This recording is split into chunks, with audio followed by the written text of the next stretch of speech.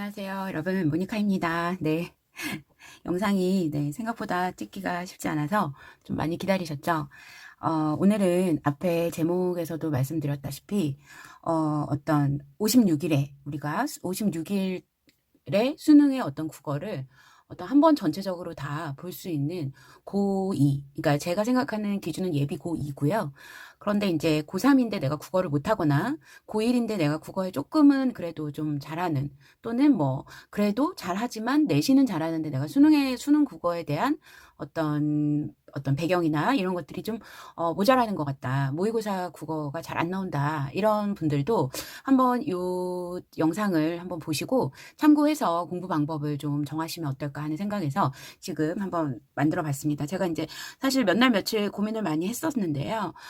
이제 예비 고2는 제 딸도 예비 고2이기도 하고, 그래서 여러분들도 혹시 아이가 어떤 국어를 그냥 뭐라 그럴까, 어떠한 특별한 어떤 그런 방법 없이, 그리고 또 내 아이는 어려서부터 독해력이 뭐 뛰어나지도 않는 것 같다. 그럴 때에는 지금 이제 고3 때 해도 사실은 늦지 않다라고 저자는 얘기를 하는데요.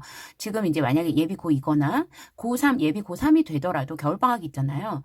충분히 50일 정도 투자하셔가지고 충분히 그 국어의 베이스를 아주 단단하게 깔 수 있겠다라는 생각이 들었어요. 그래서 제가 굉장히 좀 확신에 차서 지금 얘기를 하고 있는데, 그 이유는 제가 오늘 하루 종일 이 책을 봤습니다, 여러분. 그리고 제 딸에게 어떤 식으로 이거를 하라고 할까, 어떤 식으로 적용을 해볼까, 그 고민을 하면서 했기 때문에 누구보다도 엄마의 마음으로 제가 그 영상을 준비했다는 말씀을 먼저 좀 드릴게요. 자, 그러면 본격적으로 얘기를 한번 해보도록 할게요.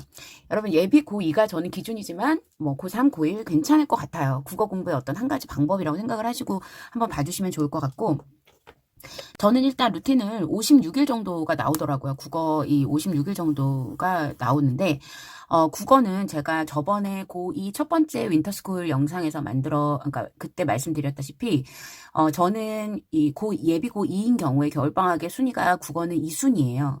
1순위는 수학으로 잡았고요. 자, 2순위를 국어로 제가 한 까닭은, 제 딸이 이제 뭐, 이렇게 문과 계열로 진학을 할 거기 때문에 국어가 기본적으로 잘 되어 있어야 해서 사실 2순위로 잡았지만, 영어도 중요하죠. 그쵸? 국어, 영어 전부 다 중요하고 사실 또 탐구도 중요합니다. 그러니까 이게 굉장히 순위는 순위지만 뭐 다 중요하다라고 밖에는 할 수 없을 것 같아요. 그렇지만 욕심을 부리지 않고 시간 분배를 해야 하기 때문에 저는 수학은 그때 하루에 한 6시간 정도 잡는다라고 말씀을 드렸고, 국어 같은 경우에는 제가 따져보니까 3시간 정도 하면 많이 하는 거더라고. 매일매일 3시간 정도 하면 예, 하루가 이제 딱 24시간 정해져 있으니까. 그런데 이제 제가 아침에 뭐 한 9시쯤 기상을 해서 뭐 스터디 카페 뭐 또는 독서실에 뭐 가서 또는 집에서 뭐 한 10시쯤부터 공부를 시작하는 걸로 잡아보니까 도저히 시간이 안 나오는 거예요. 그런데 여러분 아시는 분은 아시겠지만 제가 요새 새벽 기상을 하고 있습니다. 근데 이 새벽 기상이 처음에 한 일주일 정도는 힘들더라고요. 그런데 하면 할수록 굉장히 그 자기 만족도가 높아지고 그 뿌듯한 무언가가 있어요. 그리고 아침에 내가 일어나서 내가 남들 다 자고 있는 이 시간을 내가 지금 깨면 굉장히 뿌듯하게 보낼 수 있다라는 생각을 하니까 눈에 떠지더라고요. 그래서 저는 지금 꾸준히 한 달 이상 지금 아이한테 제가 계속 새벽에 일어나서 혼자 공부하는 모습을 보이고 있는 중이에요. 예. 근데 제 그 큰 그림은 뭘까요, 여러분? 제가 왜 아이들한테 엄마 또 오늘도 새벽에 일어나서 공부했어 라고 얘기를 하는지 아이들은 다 눈치를 채고 있겠죠. 네. 그래서 이제 굉장히 근데 정말로 좋아서 제가 하고 있는데, 그 시간에 집중이 굉장히 잘 돼요. 네, 딴짓만 안 한다면, 그 시간에 핸드폰 갖고 막 너무 딴짓만 안 한다면. 근데 저는 사실은 이제 제가 뭐 10대, 20대도 아니니까, 예, 공부 하나 끝나고 그거 인증하고, 인스타에 인증하고, 그렇게 해서 제 스스로의 어떤 인증하는 도구로서의 핸드폰을 사용을 하고 있어요. 그래서, 아이한테도 제가 한번, 슬쩍 권해보려고 해요. 새벽 기상을 한번, 습관을 들이는 거 겸 해서 해보면 어떻겠니? 그런데 물론 안 될 수도 있어요. 안 될 수도 있고, 네, 아이가 뭐, 거부할 수도 있고요. 근데 이게 참 되면 얼마나 좋겠어요. 모든 어머님들의 로망이겠죠. 근데 저는, 아이한테 제가 살짝 지금 얘기를 하고 있는데 고민을 해보겠다라고 아이가 먼저 얘기를 했기 때문에 딱 거절한 게 아니어갖고 좀 희망을 갖고 제가 한번 그 가정하에 이렇게 짜봤어요. 무슨 새벽 6시부터 무슨 공부를 하느냐. 근데 여러분 새벽 5시부터, 새벽 달리면 4시 몇 분에 깨셔가지고 하시더라고요. 근데 이게 참 습관이 되면, 정말 좋겠다라는 생각이 너무너무 많이 드는 거예요. 그래서 이게 처음에 습관 잡기는 힘들겠지만 한번 시도를 해보려고 합니다. 우리한테 없어졌던 2시간이 생기는 거잖아요. 그래서 제가 이제 나름대로 루틴을 짜봤어요. 그래서 하루 3시간을 목표로 할 거다라는 말씀을 먼저 드리고요.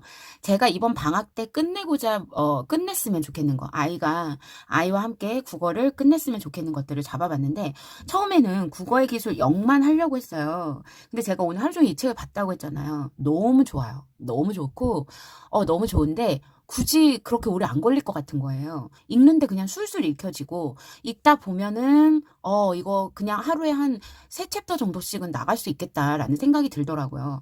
여러분 직접 사 보시면 아실 거예요. 제가 조금 있다가 자세하게 제가 이거 판매하는 사람 아니고 여러분 참 그런 거 아니고 제가 정말 너무 좋아서 권유를 해드리는 것 뿐이니까 맨날 말씀드리죠. 서점 가서 아이랑 직접 보고 나서 고르시라고요. 네. 그래서 국어의 기술이 0, 1, 2가 있습니다. 근데 이제 권장은 사실은 0은 중3에서 예비 고1 정도예요. 그러니까 중학생 어머님들도 시작하시면 정말 좋은 거예요. 근데 저는 이거 대신에 여울애를 중학교 때는 했었는데 비슷해요. 하지만 이게 훨씬 더 수능에 가까운 거죠. 그런데 이것을 제가 뺄까 말까 제 딸을 하는데, 근데 이걸 제가 오늘 하루 종일 본 결과 해야겠다라는 생각이 들더라고요. 제 딸은 윤혜정의 나비 효과도 들었고, 전부 다 들었지만 그건 그냥 들은 거고, 그걸로 인해서 뭐 효과가 이렇게 높아졌다 아직 그런 걸 못 느꼈거든요. 그래서 저는 개념 강의를 다시 한번 해야겠다. 강의란다. 개념 공부를 다시 한번 해야겠다는 생각이 들었어요. 근데 제가 이제 그래서 국어의 기술 0책만 샀단 말이에요. 그런데 국어의 기술 1과 2의 그 목차를 여러분 조금 이따가 설명을 드릴게요. 목차를 봤더니 얘네들도 반드시 해야겠다는 생각이 드는 거예요. 그래서 저는 요번 겨울방학의 국어의 목표는 국어의 기술 0, 1, 2 네, 이거를 할 거고, 그 다음에 이 저자의, 이회황이라는 이 저자의 그 강력한 도구 하나가 있습니다. 제가 이 책도 오늘 조금 이따가 보여드릴게요, 여러분. 독해력 강화 도구예요. 아니, 이거 하기도 힘들어 죽겠는데 이것까지 하라는 거냐? 이거는요, 정말 읽기만 하면 돼요, 여러분. 그런데 아이가 이 지문을 보는 힘이 생겨. 사실 여러분 아무리 스킬을 많이 얻어봐야 뭐합니까? 기술을 많이 얻어봐야 뭐예요?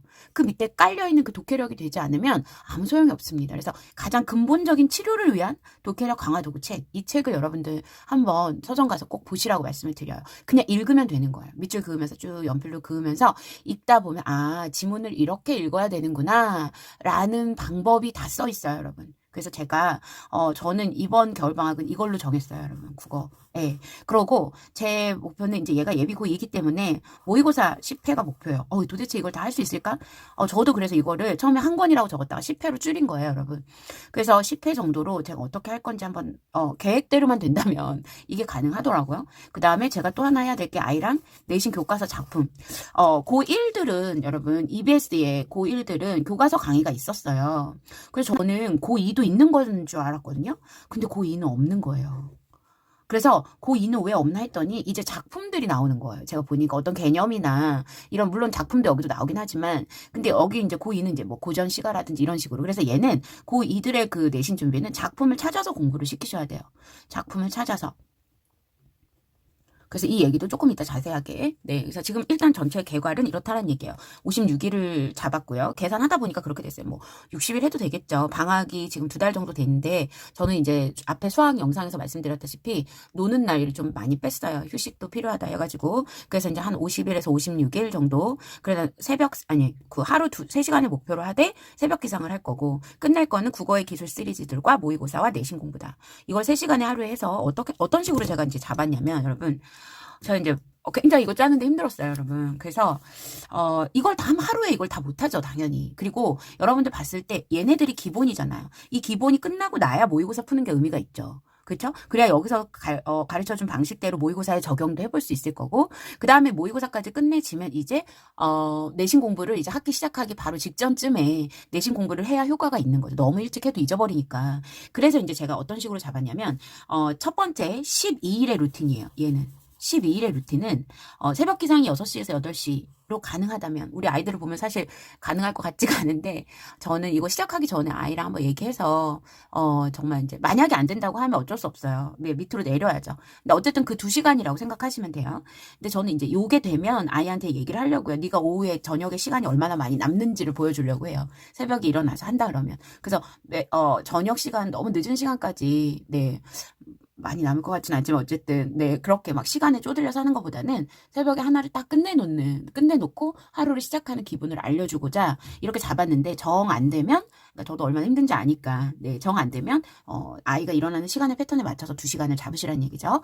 그러면 새벽에 뭐 6시에서 8시라고 저는 잡았어요. 그러면 처음 12일은 국어의 기술 0단계를 하는 거죠. 제로라고 하더라고요. 국어의 기술 제로를 하는데 일단 2시간을 하잖아요. 이렇게 6시부터 8시까지. 그 2시간 동안 하루에 여기에 세강이라고 돼 있는 거는 뭐냐면 목차 기준이에요. 그래서 목차를 좀 제가 보여드릴게요, 여러분. 책이 있으니까. 그래서 제가 왜 세강을 하루에 하라고 해도 괜찮을 거냐면 여러분 여기 목차 보이시죠?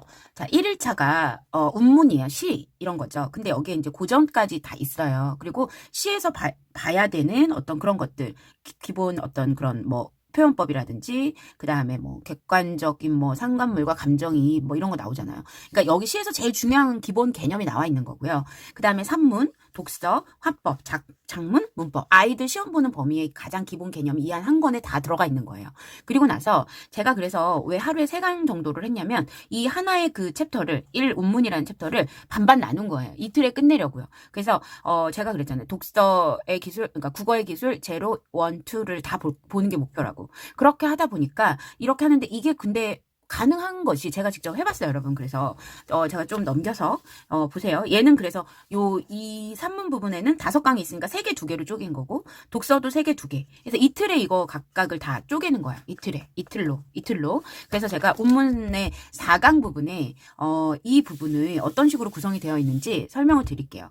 그래서 객관적 상극물과 감정이입, 그 다음에 운율에 대한 것을 공부하겠다라고 나와요. 그리고 나서 제가 우리 예전에 배웠던 고전이 나오더라고요. 그래서 읽었는데 저는 이거를 조금은 알고는 있지만 아이들은 고전을 안 배우면 이게 무슨 말이야 한단 말이에요. 하지만 그냥 읽는 거예요. 읽어보고 다음 글을 읽고 물음에 답하시오 해가지고 한번 쭉 읽는 거죠. 읽고 그 다음에 처음에 읽으면 잘 안 들어와요. 그 다음에 이제 넘겨봐요. 넘기면 바로 아무런 설명 없이 뭐가 있냐면 문제가 있어요.